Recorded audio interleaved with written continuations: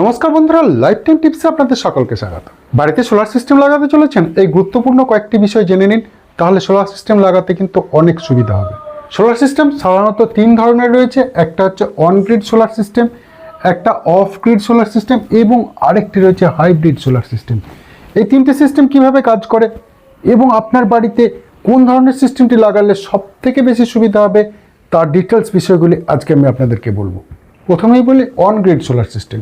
এই on grid solar সিস্টেমে গ্রিডের সঙ্গে কানেক্টেড থাকে এবং যতক্ষণ পর্যন্ত গ্রিড অন থাকে ততক্ষণ পর্যন্তই সোলার সিস্টেমটি অন থাকে। যদি গ্রিড অফ হয়ে যায় তাহলে সোলার সিস্টেমটিও কিন্তু বন্ধ হয়ে যায়। এরপর রয়েছে off grid solar system. Off grid মতলব গ্রিডের সঙ্গে কোনো কানেকশন নেই, পাওয়ার অফ হচ্ছে বা অন হচ্ছে তার সঙ্গে কোনো সম্পর্ক নেই। আপনি খুব আরামসে অফ গ্রিড সোলার সিস্টেম যে কোনো জায়গায় লাগাতে পারেন। এরপর থার্ড আসছে হাইব্রিড সোলার সিস্টেম। এই হাইব্রিড সোলার সিস্টেমে গ্রিডের সঙ্গে কানেক্ট থাকছে, গ্রিড অফ হয়ে গেলেও কিন্তু হাইব্রিড সিস্টেম কাজ করবে। যেসব জায়গায় ফ্রিকোয়েন্টলি বিদ্যুৎ চলে যায় সেই সব জায়গায় অন গ্রিড সিস্টেম কিন্তু খুব ভালোভাবে কাজ করবে না। কেন কি, যখন বিদ্যুৎ বন্ধ হয়ে যাবে, পাওয়ার সাপ্লাই কাট হয়ে যাবে, তখন অন গ্রিড সিস্টেম কাজ করবে না।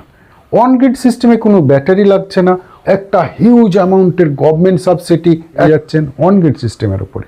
অন গ্রিড সিস্টেমে সোলার সিস্টেম এবং ইলেকট্রিসিটি লাইন একসঙ্গে কাজ করবে। সোলার থেকে যতটা বিদ্যুৎ পাবে নিয়ে নিল, ব্যালেন্স বিদ্যুৎ যদি আপনার আরও বেশি প্রয়োজন হয় তখন সেটা অটোমেটিক্যালি গ্রিড থেকে নিয়ে নেবে। মানে আপনি যদি 1 kilowatt on grid solar system লাগান এবং বাড়িতে যদি 3 কিলোওয়াট বিদ্যুৎ ব্যবহার করেন, 1 কিলোওয়াট সোলার সিস্টেম থেকে নেবে এবং বাকি 2 কিলোওয়াট গ্রিড থেকে নিয়ে নেবে। এই সুবিধাটা কিন্তু অফ গ্রিডে আপনি পাবেন না। এরপর আপনার বিদ্যুৎ ব্যবহার যদি কমে যায় তখন অন গ্রিডের যে সোলার সিস্টেম থেকে যে বিদ্যুৎ আসছে তার বাকি অংশটি গ্রিডে কনভার্ট হয়ে যাবে এবং সেই বিদ্যুৎটি আপনি ভবিষ্যতে ব্যবহার করে নিতে পারবেন। এই প্রসঙ্গে বলে, আপনি সেই দিনকে যদি যতটা বিদ্যুৎ আপনি পাঠালেন সেই রাত্রিরেও যদি ততটা বিদ্যুৎ ব্যবহার না করেন তাহলে সেটি ক্যারি ফরওয়ার্ড হয়ে যাবে এবং প্রত্যেক মাসের মাস সেটা ক্যারি ফরওয়ার্ড হতে থাকবে। গ্রীষ্মকালে যখন প্রচণ্ড রোদ্দুর হয়, আপনার সোলার সিস্টেম থেকে যখন প্রচুর বিদ্যুৎ আপনি গ্রিডে যেটা পাঠিয়ে রাখলেন সেই বিদ্যুৎটি বর্ষার সময়ে অথবা শীতকালে যখন রোদ্দুরের তীব্রতাটা কমে যায় তখন খুব আরামসে সেই বিদ্যুৎ থেকেও আপনি ব্যবহার করে নিতে পারবেন। সেটা কিন্তু ক্যারি ফরওয়ার্ড হয়ে প্রত্যেক মাসের মাস অ্যাড হতে থাকে সোলার সিস্টেমের এনার্জির ওপরে এবং 31 মার্চ গিয়ে সেটি 0 হয়ে যায়। মতলব 1 এপ্রিল থেকে আবার 1 থেকে শুরু হয়। এরপর আসছে of grid system. Off grid সিস্টেমে সোলার প্লেট একটি লাগানো থাকে এবং এই সোলার প্লেটের সঙ্গে একটি ব্যাটারি লাগানো থাকে। এই ব্যাটারি থেকে একটা ইনভার্টার আছে। এই ইনভার্টার থেকে বাড়ির বিভিন্ন লাইট, ফ্যান এগুলি জ্বালানো হয়। এসি চালাতে গেলে এই ইনভার্টারের ক্যাপাসিটি অনেক বেশি হতে হয় এবং সঙ্গে সঙ্গে ব্যাটারির পাওয়ার অনেক বাড়াতে হয়। সেই জন্য অফ গ্রিড সিস্টেমে আপনার অল্প লাইটিং লোড, ফ্যান, ফ্রিজ এগুলি চলতে পারে, কিন্তু এসি, পাম্প এগুলি চালানোর জন্য কিন্তু অফ গ্রিড সিস্টেম সুটেবল নয়। এই অফ গ্রিড সিস্টেমের জন্য যে ওয়্যারিং সিস্টেম রয়েছে এটি কিন্তু গ্রিডের সঙ্গে আপনার বাড়িতে যে মিটার দেওয়া রয়েছে সেই মিটারের ওয়্যারিংয়ের সঙ্গে থাকবে না। এটিকে পুরোপুরি আলাদা একটি ওয়্যারিং করে নিতে হবে এবং আপনার বাড়িতে যখন বিদ্যুৎ থাক বা না থাক আপনার প্রয়োজন অনুযায়ী আপনি অফ গ্রিড সিস্টেম খুব আরামসে নিজের স্বাধীনতার সঙ্গে ব্যবহার করতে পারবেন। অফ গ্রিড সিস্টেমের একটাই অসুবিধা, অফ গ্রিড সিস্টেমে কিন্তু কোনো রকম সাবসিডি পাওয়া যাবে না। এরপর আসছে হাইব্রিড সিস্টেম। অন গ্রিড সিস্টেমে বিদ্যুৎ থাকলে চলবে, অফ গ্রিড সিস্টেম বিদ্যুৎ না থাকলেও চলবে এবং সেখানে ব্যাটারি থাকবে। হাইব্রিড সিস্টেমে দুটোই থাকবে, বিদ্যুৎ থাকলেও হাইব্রিড সিস্টেম কাজ করবে, বিদ্যুৎ না থাকলেও হাইব্রিড সিস্টেম কাজ করবে। এবং হাইব্রিড সিস্টেমের আরেকটি সুবিধা হচ্ছে হাইব্রিড সিস্টেমেও কিন্তু আপনি সাবসিডি পেতে পারেন। অন গ্রিড সিস্টেমে সোলার সিস্টেম থেকে বিদ্যুৎ ব্যবহারের পর বাকি বিদ্যুৎটি গ্রিডে ফিড করে এবং সেই বিদ্যুৎটি রাত্রিবেলায় আপনি খুব আরামসে বিনা পয়সায় ব্যবহার করে নিতে পারেন। অফ গ্রিড সিস্টেমে অতিরিক্ত বিদ্যুৎ ব্যাটারিকে চার্জ করে এবং সেই ব্যাটারি থেকে আপনি রাত্রিবেলায় বিদ্যুৎ ব্যবহার করে নিতে পারেন। হাইব্রিড সিস্টেমে সোলার সিস্টেম থেকে যে বিদ্যুৎ ব্যবহার করলেন তারপরে অতিরিক্ত বিদ্যুৎ প্রথমে ব্যাটারিকে চার্জ করে এবং ব্যাটারি ফুল চার্জ হয়ে গেলে সেটা গ্রিডকে ফিট করে। এভাবেই অন গ্রিড, অফ গ্রিড এবং হাইব্রিড সিস্টেম কাজ করে। অন গ্রিড সিস্টেম যদি আপনি পিএম সূর্যঘরের থেকে লাগান তাহলে অবশ্যই ডিসিআর সোলার প্যানেল আপনাকে লাগাতে হয়। ডিসিআর হচ্ছে ডোমেস্টিক কন্টেন্ট রিকোয়ারমেন্ট প্যানেল। এই প্যানেলগুলো ইন্ডিয়াতেই তৈরি হয় এবং এই ডিসিআর প্যানেলের কস্ট কিন্তু অনেকটা বেশি হয়। সেই জন্য অন গ্রিড সিস্টেমের কস্টিং কিন্তু অফ গ্রিড সিস্টেমের থেকে অনেক সময় বেড়েও যেতে পারে। অন গ্রিড সিস্টেম এবং হাইব্রিড সিস্টেম লাগালে আপনাকে অবশ্যই ইম্পোর্ট এক্সপোর্ট মিটার WBSEDCL অথবা CSC থেকে নিয়ে নিতে হবে। ইম্পোর্ট এক্সপোর্ট মিটার ছাড়া কিন্তু এই অন গ্রিড সিস্টেম কাজ করবে না। ইম্পোর্ট এক্সপোর্ট মিটার বাদ দিয়ে আপনি যদি নর্মাল মিটারে অন গ্রিড সিস্টেম লাগিয়ে দেন তাহলে কিন্তু বিদ্যুৎ বিল অনেক বেড়ে যেতে পারে। সেজন্য অন গ্রিড সিস্টেম লাগানোর সঙ্গে সঙ্গে আপনাকে সেই এলাকার সংশ্লিষ্ট বিদ্যুৎ দপ্তরে গিয়ে ইম্পোর্ট এক্সপোর্ট মিটারের জন্য আবেদন করতে হবে। তবে PM সূর্যঘরে অ্যাপ্লাই করলে সেটি PM সূর্যঘরের ওয়েবসাইট থেকে অটোমেটিক হয়ে যাবে এবং WBSEDCL বা CSC থেকে আপনার বাড়িতে একটা ইন্সপেকশন করবে এবং তখন তারা সেই ইম্পোর্ট এক্সপোর্ট মিটার বাড়িতে লাগিয়ে দিয়ে যাবে। অফ গ্রিড সিস্টেমে ইম্পোর্ট এক্সপোর্ট মিটারের কোনো সমস্যা থাকছে না, কেন কি এখানে পুরো সিস্টেমটাই আলাদাভাবে কাজ করছে। অফ গ্রিড সিস্টেম আপনি DCR প্যানেল লাগাচ্ছেন কি নন DCR প্যানেল লাগাচ্ছেন তার জন্য কোনো রকম কিছু ইফেক্ট করবে না। অফ গ্রিড সিস্টেমে যদি আপনি নন DCR যে কোনো প্যানেল লাগান তাতে কিন্তু কস্টিং ব্যাটারি লাগালেও একটু কমে যেতে পারে। হাইব্রিড সিস্টেম লাগালেও কিন্তু আপনি খুব আরামসে সাবসিডি পেতে পারেন। হাইব্রিড সিস্টেমে যেহেতু ব্যাটারি, প্যানেল এবং বিদ্যুৎ তিনটি একসঙ্গে কাজ করছে সেজন্য এখানে ইনভার্টারের কস্টিংও বেড়ে যায় এবং খরচা অনেকটা বেশি হয়। এখন প্রশ্ন হচ্ছে আপনি বাড়িতে কোন সিস্টেমটি লাগাবেন, অন গ্রিড, অফ গ্রিড না হাইব্রিড। সেটি পুরোপুরি নির্ভর করছে আপনার বাড়িতে বিদ্যুৎ খরচ কীরকম হয় তার উপর। আপনার বাড়িতে যদি 1000 টাকা বা তার বেশি বিদ্যুৎ খরচ মান্থলি হয়ে থাকে তাহলে অন গ্রিড অথবা হাইব্রিড সিস্টেম লাগাতে পারেন। যদি আপনার বিদ্যুৎ খরচ 500 টাকার থেকেও কম হয় তাহলে কিন্তু অফ গ্রিড সিস্টেম লাগানো আপনার পক্ষে অনেক সুবিধাজনক হবে। 500 টাকার কম বিদ্যুৎ খরচ হলে আপনার বাড়িতে যে ইকুইপমেন্ট থাকবে সেইগুলি আরামসে ব্যাটারির সাহায্যে সোলার সিস্টেম দিয়েই পুরোপুরি চালিয়ে নিতে পারবেন। তবে আপনার বাড়িতে যদি AC বা পাম্প থাকে সেটি কিন্তু অফ গ্রিড সিস্টেমে চালানোটা অনেক বেশি কস্টলি হয়ে যাবে। সেক্ষেত্রে আপনার ইনভার্টার এবং ব্যাটারির ক্যাপাসিটি অনেক বাড়াতে হবে। সেই জন্য যদি আপনার বিল 500 টাকা কম আসে এবং বিদ্যুতের ইকুইপমেন্ট আপনার বাড়িতে যদি কম থাকে, বিশেষত গ্রামীণ এলাকায় যেখানে বিদ্যুতের বারবার কাট হয়ে যেতে পারে সেই সব এলাকায় অফ গ্রিড সিস্টেম লাগানো ভালো। এই দুটি সমস্যাকেই সমাধান করে দেবে হাইব্রিড সিস্টেম।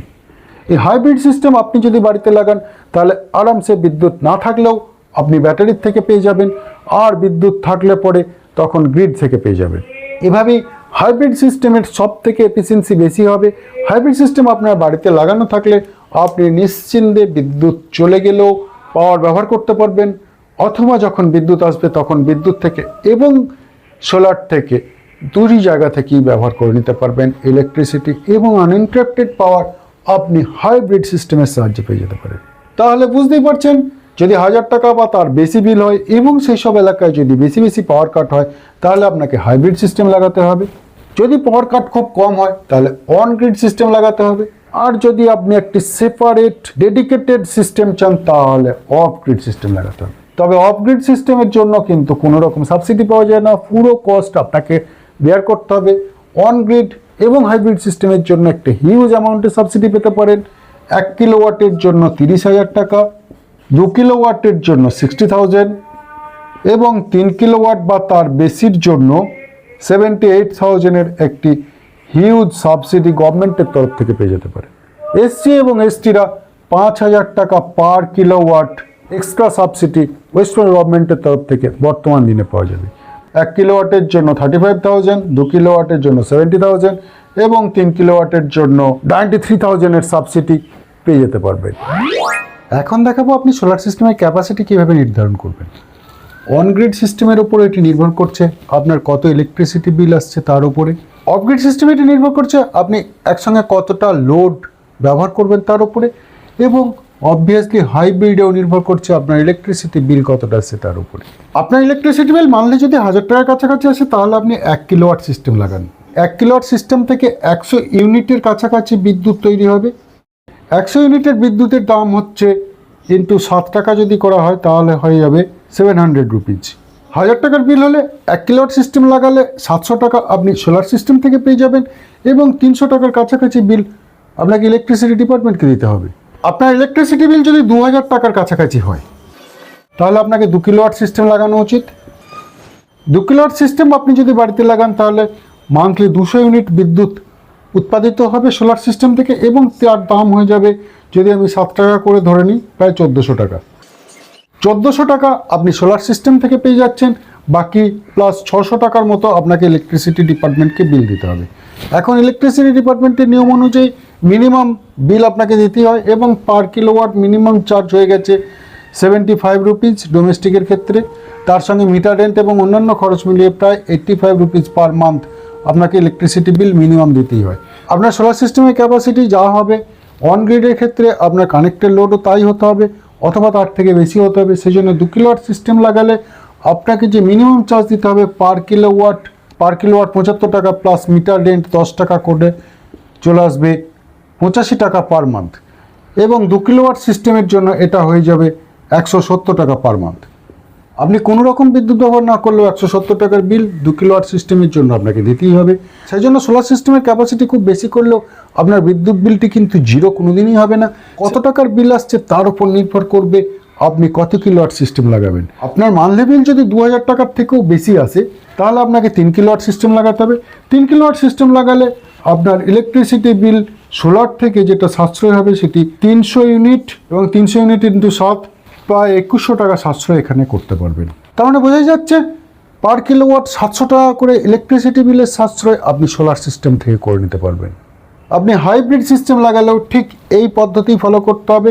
মানলাম 1000 টাকা যদি বিল আসে তাহলে 1 কিলোওয়াট সিস্টেম, 2000 টাকা বিল এলে 2 কিলোওয়াট সিস্টেম এবং 3000 টাকা বা তার কাছাকাছি বিল এলে 3 কিলোওয়াট পিক বা 4 কিলোওয়াট পিক সিস্টেম আপনি বসিয়ে নিতে পারেন।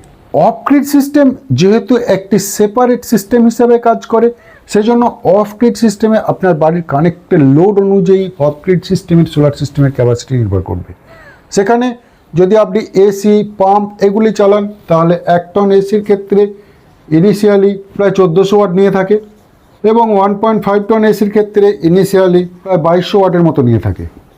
যদি আপনাকে অফ গ্রিড সিস্টেম চালিয়ে এসি চালাতে হয় তাহলে মিনিমাম 3 কিলোওয়াটের সিস্টেম আপনাকে নিতে হবে, 3 কিলোওয়াট পিকের সিস্টেম আপনাকে নিতে হবে এবং সেই অনুযায়ী ইনভার্টারের যে ক্যাপাসিটি হবে সেটিকেও কিন্তু সেইভাবে বাড়িয়ে নিতে হবে। ইনভার্টার ট্রান্সফর্মার এগুলোকে যদি 100% ক্যাপাসিটিতে চালানো হয় তাহলে কিন্তু এর লংজিভিটি অনেক কমে যায়। সেই জন্য 3 কিলোওয়াট পিক সিস্টেম লাগালেও 4 থেকে 5 কেভি এর ইনভার্টার আপনাকে লাগাতে হবে। এখানে বলে রাখি সোলার সিস্টেমের ক্যাপাসিটি নির্ভর করে কিলোওয়াট পিকে, ইনভার্টারের ক্যাপাসিটি নির্ভর করে কেভিএতে এবং আপনার বাড়ির লোড বাড়িতে আমরা ব্যবহার করে থাকি সেটা হয়ে থাকে কিলোওয়াটে। তাহলে বোঝা যাচ্ছে অফ গ্রিড সিস্টেম লাগালে সিস্টেমের ক্যাপাসিটি অনেকটা বাড়াতে হয়। সেক্ষেত্রে অন গ্রিড বা হাইব্রিড সিস্টেমে সিস্টেম ক্যাপাসিটি খুব বেশি না হলেও চলে, সেখানে কিন্তু অটোমেটিক্যালি ব্যালেন্স বিদ্যুৎ গ্রিড থেকে পেয়ে যেতে পারে। এখন দেখে নেব একটি সোলার সিস্টেম লাগালে কতদিনে আপনার সেই টাকাটি উঠে আসবে, তার ব্যাকআপ পিরিয়ড কত। প্রথমত 1 কিলোওয়াট পিক সোলার সিস্টেমের জন্য খরচ হচ্ছে 1 লাখ টাকার আশপাশ অন গ্রিড সিস্টেমের জন্য। এখান থেকে আপনি 30,000 সাবসিডি পেয়ে যাবেন। তার মানে 1 কিলোওয়াট পিক সিস্টেমের জন্য খরচ পড়বে 70,000 টাকার মতো এবং 1 কিলোওয়াট পিক সিস্টেমের জন্য পার মান্থ আমি যেটা দেখলাম একটু আগে 700 টাকার কাছাকাছি আপনি ইলেকট্রিসিটি বিল সেভ করতে পারবেন। একে যদি আমি 700 দিয়ে ভাগ করে দিই 100 মান্থস মানে 8 ইয়ার্স, 8 ইয়ার্সের কাছাকাছি ব্যাকআপ পিরিয়ড হবে যদি আপনি 1 কিলোওয়াট পিক সিস্টেম লাগান। এখন এটা যদি 2 কিলোওয়াট পিক সিস্টেম হয়, 2 কিলোওয়াট পিক সিস্টেমের দাম হচ্ছে 1,50,000 টাকা ম্যাক্সিমাম এবং 2 কিলোওয়াট পিক সিস্টেমের জন্য আপনি গভর্নমেন্ট সাবসিডি পাচ্ছেন 60,000, তাহলে আপনার ইনভেস্টমেন্ট হচ্ছে 90,000। 2 কিলোওয়াট পিক সিস্টেম লাগানোর জন্য আপনি মান্থলি মিনিমাম 1400 টাকা ইলেকট্রিসিটি বিল থেকে সেভ করতে পারবেন। 90,000কে যদি আপনি 1400 দিয়ে ভাগ করে দেন 64 months, 5 years 4 months. 2 kilowatt peak system লাগালে 5 বছর 4 মাসে আপনার পুরো সিস্টেম কস্ট উঠে আসবে ইলেকট্রিসিটি ডিপার্টমেন্টের বিলের মাধ্যমে। আপনি যদি 3 কিলোওয়াট পিক সিস্টেম লাগান তাহলে তার দাম হচ্ছে 2 লাখ টাকার মতো এবং ওখানে আপনি 78,000-এর সাবসিডি পেয়ে যাচ্ছেন। তার মানে আপনাকে পেমেন্ট করতে হচ্ছে 1,22,000 টাকার মতো। এই 1,22,000 টাকা খরচ করে আপনি যদি 3 কিলোওয়াট পিক সিস্টেম লাগান আপনি মান্থলি সেভ করবেন 2,100 টাকা করে। একে যদি 2,100 দিয়ে ভাগ করে দেন 58 মান্থস, বুঝতে পারছেন 3 কিলোওয়াট সিস্টেমের ব্যাকআপ পিরিয়ড হচ্ছে মাত্র 58 মান্থস। তার মানে 5 বছরের কম সময়ে ইলেকট্রিসিটি বিলের সমস্ত খরচা আপনার চলে আসছে। 5 বছরের পর থেকে আপনার পুরো সিস্টেমটাই ফ্রি হয়ে যাচ্ছে এবং ইলেকট্রিসিটি বিলও অনেকটা কমে যাবে। সেজন্য খুব আরামসে ইলেকট্রিসিটি বিলটিকে অনেকটি কমিয়ে আনতে আপনি সোলার সিস্টেম লাগিয়ে নিন। এছাড়াও আমরা যখন বিদ্যুৎ ব্যবহার করি তখন সেটি কিন্তু থার্মাল পাওয়ার প্ল্যান্ট চালিয়েই বিদ্যুৎটি আমাদের এখানে আসে, কেন কি আমাদের এখানে হাইডেল পাওয়ার প্ল্যান্ট এবং অন্যান্য রিনিউয়েবল এনার্জি সোর্স অনেক কম রয়েছে। আমরা যখনই বাড়িতে বিদ্যুৎ ব্যবহার করি তখনই কিন্তু সেটি যে কোনো একটি থার্মাল পাওয়ার প্ল্যান্ট থেকে কয়লা পুড়িয়ে তারপরেই আসছে। তার ফলে বায়ুমণ্ডলে যে কার্বন এমিশন সেটা কিন্তু আস্তে আস্তে বেড়ে চলেছে। কিন্তু সেই বিদ্যুৎটিকে আমি যদি সোলার সিস্টেমের সাহায্যে নিয়ে নিতে পারি তাহলে কার্বন এমিশনই কম হবে এবং আমি যেটা গ্রিডে পাঠালাম সেই বিদ্যুৎটি অন্যজন ব্যবহার করে নিতে পারবে অ্যাডিশনাল বিদ্যুৎটি। ফলে আমাদের বিদ্যুৎ উৎপাদন যেটা হচ্ছে কয়লা পুড়িয়ে যে বিদ্যুৎ উৎপাদন হচ্ছে সেই বিদ্যুৎ উৎপাদনটি কম পরিমাণে করতে হবে। তার ফলে আপনি সোলার সিস্টেম লাগালে কার্বন এমিশনটিকে কমিয়ে গ্রিন এনার্জির দিকে আরেক ধাপ এগিয়ে যেতে পারবেন। টাটা, গুড বাই, বন্দে মাতরম।